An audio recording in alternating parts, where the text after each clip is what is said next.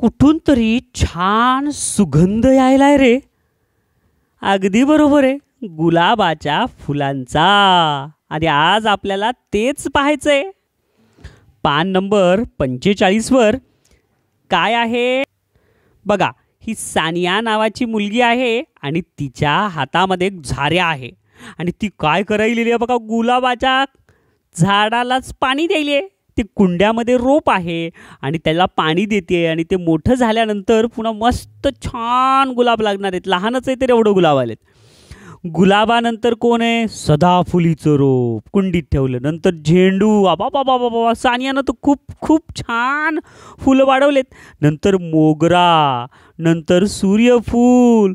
अशा प्रकारे सानिया खूप साऱ्या फुलांना पाणी देत आहे. किती छान छान आहे हे सर्व काही. आता हे सगळं तुम्ही जर चित्र बघितलात तर काय दिसते रे. वरील चित्र पाहून तुम्हाला काही प्रश्न विचारले तर उत्तर देता येतील ना. द्या बरं मग. सानियापासून पहिल्या क्रमांकावर रोप कोणतं आहे. मग पहिल्या क्रमांकावर रोप कोणतं. एकदम बरोबर आहे, गुलाब. मग पुढचा प्रश्न इथं लिहायचं गुलाब. मोगऱ्याचे रोप सानियापासून डॅश डॅश क्रमांकावर आहे. ही सानिया आणि हे पहिलं रोप गुलाबाचं. आणि मोगऱ्याचं रोप कितव्या नंबरवर आहे पहिलं बघा इथं आहे.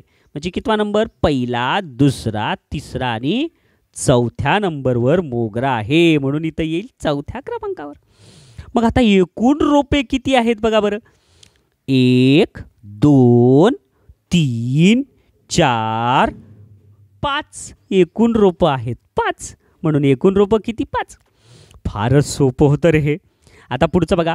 पुस्तकातील पान 33 व 34 पाहायला सांगितलंय आणि सांगा. बघा बरं मग पान 33 आणि 34 काय म्हणलात. तुम्हाला पुस्तक सुद्धा बघायची गरज नाही. वर्षाच्या सुरुवातीपासून 5वा इंग्रजी महिना कोणता. पहिला जानेवारी, दुसरा फेब्रुवारी, तिसरा मार्च, चौथा एप्रिल आणि 5वा मे. एकदम बरोबर आहे. जानेवारी, फेब्रुवारी, मार्च, एप्रिल, मे. 5वा इंग्रजी महिना आहे मे. बकरी सुद्धा सांगू शकते ह्याचं उत्तर. कसं सांगती. आता जर बकरी जर उत्तर सांगती तर तुम्हाला तर यायलाच पाहिजे. पुढचं. भारतीय वर्षाच्या सुरुवातीपासून 8वा महिना कोणता. ते आठवा जानेवारी, फेब्रुवारी, मार्च, एप्रिल, मे, जून, जुलै, ऑगस्ट.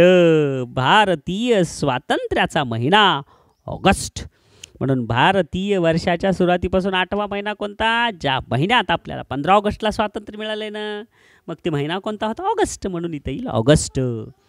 चला आता हे झाले पान नंबर 33 आणि 34. ते न बघताच तुम्ही उत्तरं दिले रे, फार हुशार आहेत. आता पुढचं सांगा. आता हे काय आहे बघा बरं. हे काय दिसायले मला, एक फिश टँक दिसायला बाबा. या फिश टँकमध्ये काय आहेत, वेगवेगळे मासे आहेत आणि पाणी आहे ह्याच्यामध्ये. आणि त्या पाण्यामध्ये मस्तपैकी हे मासे तरंगायलेत. इकडून तिकडं, तिकडून इकडं तरंगायलेत आणि खूप खूप फिरायलेत. आणि काय आहे बघा, इथं वर छत आहे, तिथून एक पाईप सोडला, इथं बुडबुडे यायलेत. आणि मासे सगळे करून इकडं तिकडं फिरायलेत. काही औषधं टाकलंय त्यांना खायला, गंमत टाकली, ते खायलेत. आहे का नाही. खूप छान आहे. कुणी कुणी बघितलाय फिश टँक. हात वर करा. वा वा वा, हात खाली. आता प्रश्न आहेत. जांभळ्या रंगाचे मासे किती आहेत. तिकडे दिलाय बघा प्रश्न पहिला. जांभळ्या रंगाचे मासे किती आहेत. मग सांगा बरं, जांभळ्या रंगाचे मासे किती. अगदी बरोबर आहे. जांभळ्या रंगाचं तर एकुलता एकच मासा आहे. कुठं दगडाखाली लपलाय का रे पलीकडं. हे तर पाईप आहे. बरोबर आहे. मग एकच मासा जांभळ्या रंगाचा. पुढचं. लाल रंगाचे मासे किती आहेत. लाल रंगाचे किती मासे आहेत मग आता सांगा उत्तर. एकदम बरोबर आहे. हो का, इथं एक, हे दुसरा, तिसरा आणि चौथा. इकडं तोंड करून 3 तिकडं तोंड करेल ते इकडं. पुढचा प्रश्न. पिवळ्या रंगाचे मासे किती आहेत. 1 2 3. एकदम बरोबर आहे. राहिला कोणता मग सांगा. निळ्या रंगाचे किती मासे आहेत? त्याचं उत्तर लिहायचं नाही कुठंच, मी तुम्हाला तोंडी विचारले. समजला आजचा भाग? हा सोपा होता ना? मग परीक्षेत असेच प्रश्न आले तर उत्तर लिहिताल? थँक्यू.